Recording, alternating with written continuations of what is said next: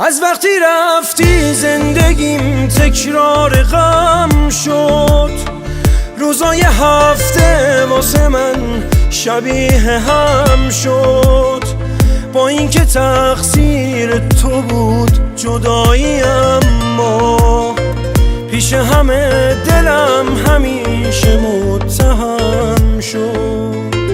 بعد از تو من آرامشو از یاد بردم، من لحظه هامو دست تنهایی سپردم.